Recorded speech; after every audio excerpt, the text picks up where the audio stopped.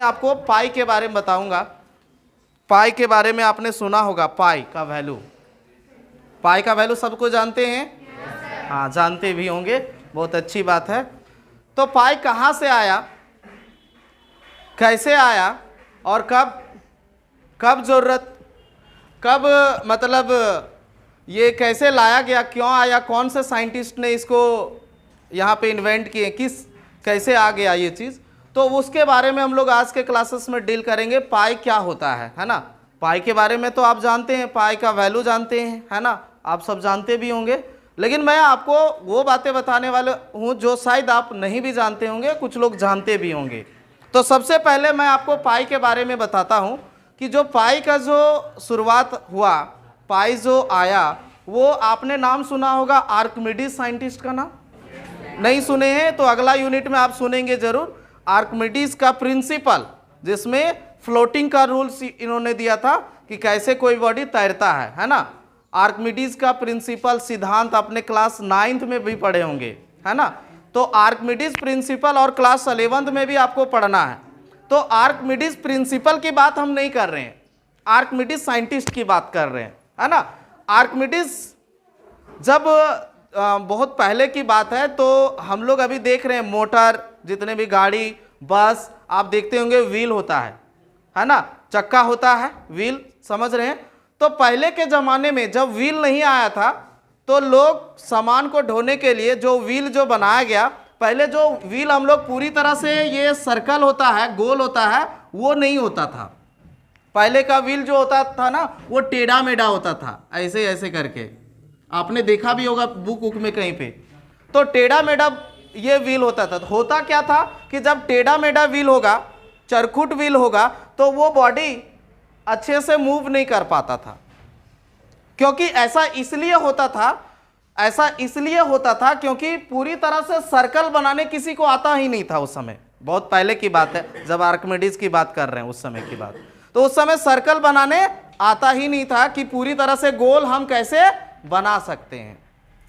तो पूरा गोल लोग नहीं बना सकता था, तो नहीं बना पाता था, इसलिए टेढ़ा मेढ़ा हो जाता। जैसे आपको मैं अभी गोल करने के लिए बोलूं, तो शायद आप गोल कोई नहीं बना पाएंगे पूरी तरह से, मतलब कोई बॉडी को गोल बनाना हो, मतलब सर्कल देना हो, तो शायद आप नहीं बना, क्योंकि उसका एक फिक्स सेंटर होगा, वो देना पड़ेगा, तो नहीं होता था।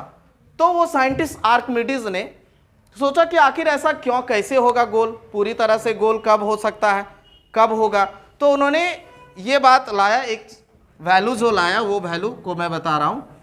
उन्होंने बहुत तरह का आर्किमिडीज ने बहुत तरह का सर्कल खींचा, गोल खींचने की कोशिश किया, है ना। और उन्होंने अलग अलग सर्कल बनाया, अलग अलग वृत्त बनाया, बहुत सारे वृत्त बनाया, छोटा बड़ा। और उन्होंने एक चीज कॉमन पाया, उन्होंने पाया कि उसका जो डायमीटर होता है, सरकमफ्रेंस, सब कोई समझते हैं? सरकमफ्रेंस समझते हैं, जिसको हम लोग परिधि कहते हैं। सरकमफ्रेंस मतलब इसका एक पॉइंट से यहां से लेकर ऐसे इसको घुमा दूं तो इसके पास कितना लेंथ है ना। तो ये सरकमफ्रेंस, उन्होंने इस लेंथ को मापा, है ना, इस लेंथ को ऐसे मापा और उन्होंने इसका नाम दिया सरकमफ्रेंस। क्या नाम दिया? सरकमफ्रेंस। और फिर इसका जो सेंटर था, वहां से ये जो वैल्यू गया, ये इसको क्या बोलेंगे? डायमीटर, जिसको व्यास कहते हैं हिंदी में, इसका वैल्यू है डायमीटर, जिसको डायमीटर कहते हैं। तो उन्होंने पाया कि जो सरकमफ्रेंस और डायमीटर होता है, उसका जो वैल्यू होता है वो हमेशा फिक्स्ड होता है। उन्होंने शुरुआत में 223 बट्टा कुछ ये 71 वैल्यू पाया। मतलब किसी भी सर्कल का उन्होंने बनाया, उसका सरकमफ्रेंस लिया, छोटा बड़ा कुछ भी, तो वो छोटा बड़ा कोई भी बॉडी लिया सर्कल का, उसमें पाया कि सरकमफ्रेंस बटा डायमीटर किया, तो उन्होंने क्या पाया? 223 लगभग वैल्यू बोल रहा बटा 71। उन्होंने इसको हटा दिया, ये जो वैल्यू था इसका लगभग जो वैल्यू 223 बटा 71 है, इसको हटा दिया उन्होंने वैल्यू और लिखा उन्होंने 22 बटा 7। ये क्या लिखा 22/7। ये 22/7 का वैल्यू इन्होंने लगभग माना। क्या माना? लगभग, मतलब अप्रॉक्स वैल्यू 22/7। तो उन्होंने पाया कि कोई भी सर्कल में मतलब अगर सरकमफ्रेंस ले लो और उसका डायमीटर ले लो तो वो 22/7 के बराबर होगा। ये कर भी सकते हैं हम लोग डेमोन्स्ट्रेशन, है ना। इसके लिए हम लोगों को कुछ आवश्यकता पड़ेगा, जैसे कि हम 22 मीटर का ले सकते हैं डायमीटर सरकमफ्रेंस। एक सरकमफ्रेंस बनाओ, घर में जाकर आप लोग एक्टिविटी करके से देख सकते हो। मैं धागा लाया था बट मेरे पास स्केल ही नहीं तो मैं यहाँ पे करवाता डेमोन्स्ट्रेशन कि कैसे होता है इसका। किसी भी सर्कल का बना लो, उसका सरकमफ्रेंस ले लो पूरी तरह से और उसका डायमीटर ले लो, तो उसका सरकमफ्रेंस बटा डायमीटर कितना का वैल्यू लगभग देगा 22/7। ये 22/7 के बराबर। और इस 22/7 ये आर्किमिडीज नाम का साइंटिस्ट ने सबसे पहले किया था। तो आर्किमिडीज ने ग्रीक शब्द से, ग्रीक वर्ड से, ग्रीक जो आप लोग हम लोग जैसे इंग्लिश में 26 लेटर होता है अल्फाबेट, ग्रीक में 24 होता है। जैसे कि ग्रीक में जो अल्फा, बीटा, गामा ये सब सुनते हैं ना हम लोग, इस तरह करके वो 24 गो है। और वो सारा जो अल्फाबेट आया वो कहां से आया है? ग्रीक से, है ना। Alpha, beta, gamma. और ये जो पाई भी है वो भी ग्रीक शब्द है ना। कौन सा वर्ड है? Greek word. तो ग्रीक वर्ड से, ग्रीक साइंटिस्ट थे आर्किमिडीज, तो ग्रीक वर्ड से उन्होंने लिया और इस वैल्यू को बोला गया कि 22/7 का वैल्यू हम लोग पाई लेंगे। क्या बोला गया? पाई। तो देखो यहां पे इसको बोला गया पाई। अब समझिएगा बात, फॉर्मूला कैसे निकलता है। सरकमफ्रेंस, डायमीटर कितना होता है? अगर इसका रेडियस हम लोग r बोलेंगे तो ये कितना डायमीटर हो जाएगा? 2r। तो यहां पे लिख दो 2r। तो सरकमफ्रेंस का फॉर्मूला क्या हो गया देख सकते हो। सरकमफ्रेंस बराबर क्या हो जाएगा? पाई यहां पे था और 2 पाई, तो ये 2 पाई फॉर्मूला यहां से आया सरकमफ्रेंस का। समझ रहे हैं? ये क्यों आया? सरकमफ्रेंस बटा डायमीटर 22/7 होता है, इसको बोला गया पाई, और ये वैल्यू हो जाएगा 2 पाई। इसीलिए सरकमफ्रेंस का वैल्यू क्या लिखते हैं? 2 पाई r। बात समझ रहे हैं? तो जब ये आर्किमिडीज ने इतना बात बता के गया, बाद में बहुत दिनों के बाद, है ना, बहुत दिनों के बाद, है ना, आपने सुना होगा हमारे देश का सबसे मतलब मैथमेटिशियन, जो ब्रिलियंट मैथमेटिशियन, जो जीरो का आविष्कार किए, उनका नाम क्या है? आर्यभट्ट, है ना। हमारे देश का इंडियन मैथमेटिशियन थे आर्यभट्ट। नहीं सुने? सुने होंगे, सुनना जानना चाहिए। आर्यभट्ट जो जीरो का आविष्कार किए थे, हाँ, जीरो का सबसे पहले उन्होंने ही बताया जीरो के बारे में। तो आर्यभट्ट ने इसका वैल्यू के बारे में, है ना, इसके वैल्यू के बारे में उन्होंने पाई का वैल्यू को कैलकुलेट करने की कोशिश किया। बोला कि जो आर्किमिडीज बताएं 22/7 तो वो क्या होगा। अब 22/7 का वैल्यू आप लोग भाग लगा के देखिएगा, है ना। इसका वैल्यू ना 3.14 में समाप्त नहीं होगा, ये कभी भी समाप्त नहीं होता है। इसका वैल्यू बहुत लंबा चौड़ा जाएगा और कभी ये समाप्त नहीं होता है। इसका जो वैल्यू लगभग जो आ जाएगा, मैं आपको बताता हूं, इसका वैल्यू बहुत लंबा चौड़ा। देखो मैं कैलकुलेट कर रहा था यहाँ पे, जो वैल्यू हम नेट पे सर्च किए, 3.1415926535897932, इस तरह से करके देखो ये पूरा मोबाइल के स्क्रीन में भरा हुआ है। इसके बाद भी खत्म नहीं हुआ है ये पाई का जो वैल्यू है। तो हम लोग क्या लेके चलते? 3.14, लेकिन उसके आगे वाला जो वैल्यू है पाई का वैल्यू, वो 3.141592, ये सब वैल्यू को हटा देते हैं। तो आपने सुना भी होगा 22/7 ये कैसा नंबर है? 22/7 ये कैसा है? रेशनल, मतलब परिमेय है या अपरिमेय? नहीं, गलत जवाब।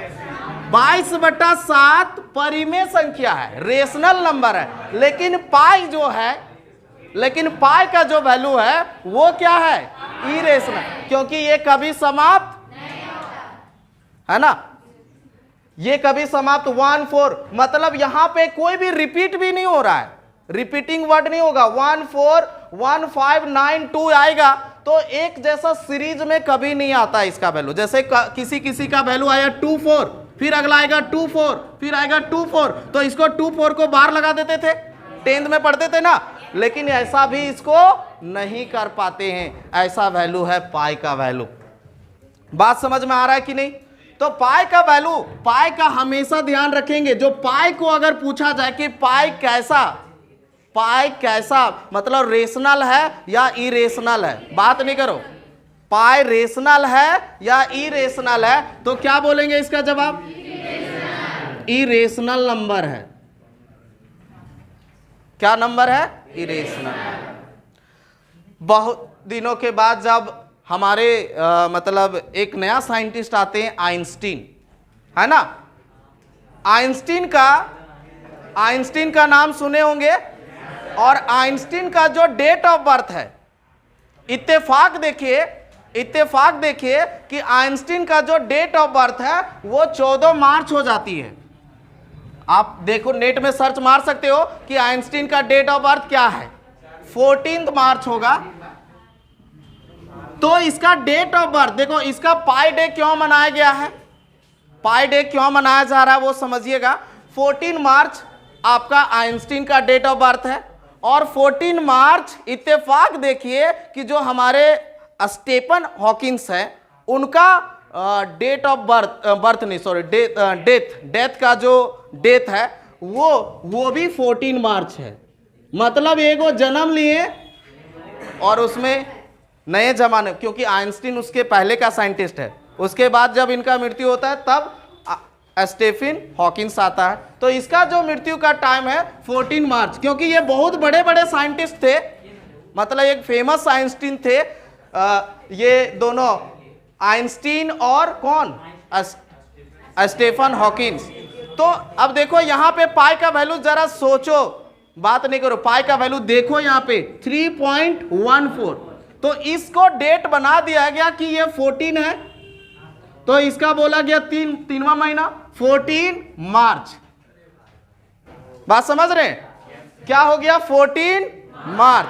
तो इसलिए इस पाई को बोला गया कि पाई डे बनाएंगे कितने तारीख को, क्योंकि आइंस्टीन और स्टीफन हॉकिंस का यहाँ पे डेट था, समझ रहे हैं, इसलिए 14 मार्च। और इसके बाद एक और इसमें बात है कि 1:59, और इसका जो मनाया जाता है ना वो 1:59 में मनाया जाता है।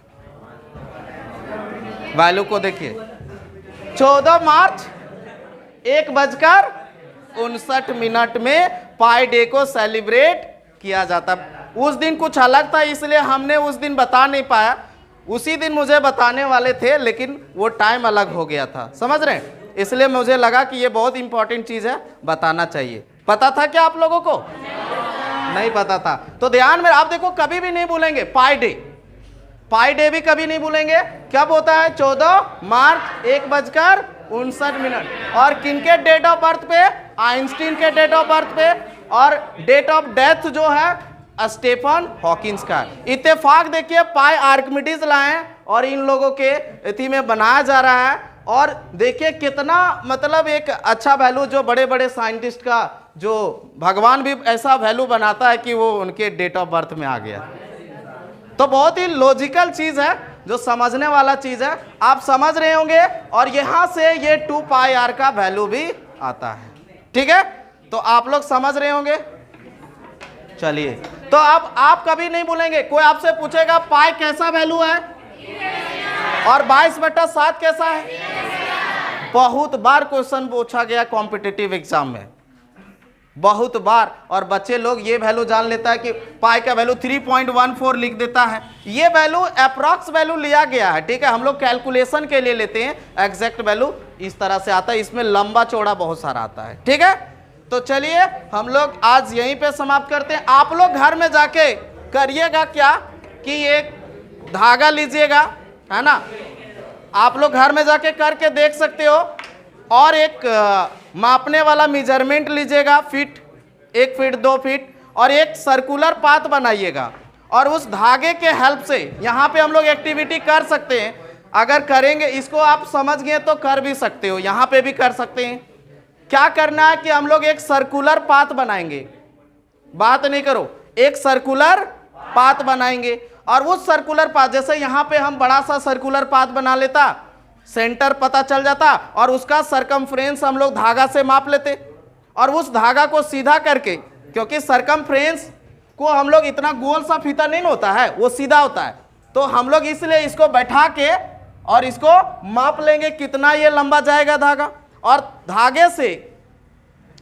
धागे का जो लंबाई आएगा उसको हम किस में मापेंगे, मेजरमेंट से, स्केल से। स्केल से माप के फिर उसका डायमीटर का माप लेंगे कि कितना डायमीटर होगा और सरकमफ्रेंस बटा डायमीटर निकाल लेंगे। समझ रहे हैं? इसका डेमोन्स्ट्रेशन कैसे करेंगे, सरकमफ्रेंस बटा डायमीटर करेंगे और वो वैल्यू हमको क्या आना चाहिए लगभग, तब हम कहेंगे कि ये बात सही है। कर सकते हैं आप लोग, समझ रहे हैं ये कितना यूनिक चीज है। और इस तरह से आप बताओ, अब जब ये 22/7 ये फिक्स्ड हो गया तो सर्कुलर पाथ बनाना क्या हो गया, आसान हो गया, क्योंकि अब सर्कल जब बनाया जाता है तो तुरंत मेजर किया जाता है, सरकमफ्रेंस बटा डायमीटर 22/7, मतलब ये सर्कुलर पाथ है। और पहले क्या होता था, यही पता नहीं होता था, तो उस समय टेढ़ा मेढ़ा क्या बन जाता था, और गोल चक्का जब तक नहीं बनेगा तो गाड़ी फास्ट कैसे भागेगा, है ना, हेचक पेचक करवे करेगा। तो वो हेचक पेचक अब नहीं होगा क्योंकि ये आ गया वैल्यू। समझ रहे हैं? हाँ, तो इसलिए इसका आवश्यकता पड़ा। चलिए ठीक है, आज मैं ये आपको सिखाने का प्रयास किया। और जो बच्चे यहाँ पे सेमिनार नहीं दिए हैं वो नेक्स्ट बार आपको मौका दिया जाएगा, इसलिए तैयार रखेंगे। ओके, ठीक है, आज के लिए बस इतना ही।